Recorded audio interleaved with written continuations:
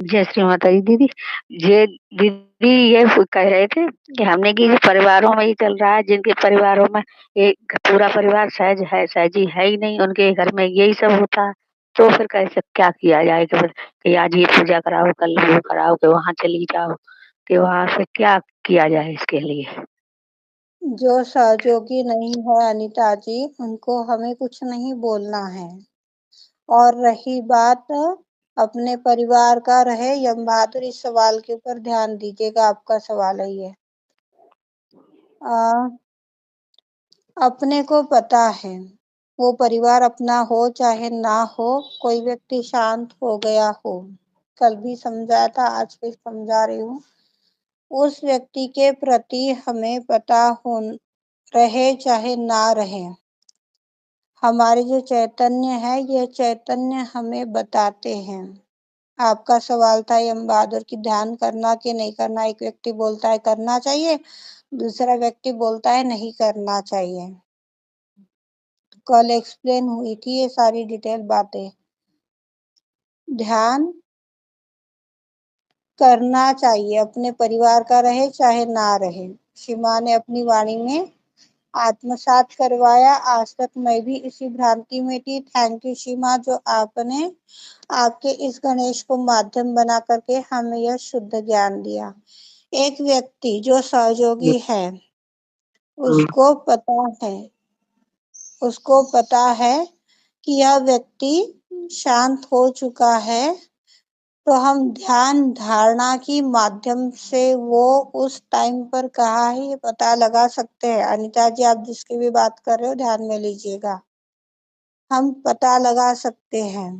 पहला कार्य, कोई शांत हो रहा है तो ध्यान करना है, पर कैसा कि मृत आत्मा जो है वह कहाँ पर है, पहले हमें पता लगाना है। माँ, क्या यह आत्मा स्वर्ग में है?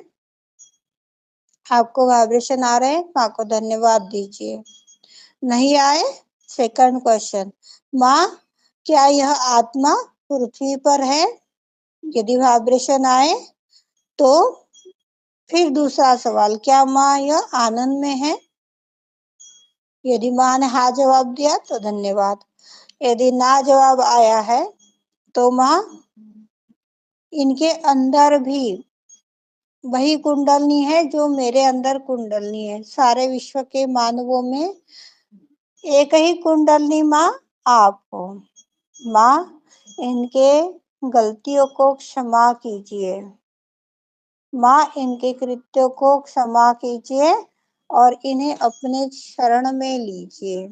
यह प्रार्थना करते हुए अपने परिवार का व्यक्ति रहे, चाहे एरिया का व्यक्ति रहे, चाहे गांव का व्यक्ति रहे, हमें पता चल रहा है तो एक उच्च कोटि का सहयोगी, एक उच्च कोटि का संत उसे नया जन्म लिए तक मदद कर सकता है।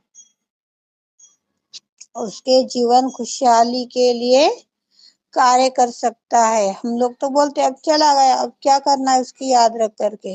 अब तो वो कहीं दिखता नहीं है, कभी आता नहीं है, कभी कोई बात नहीं है।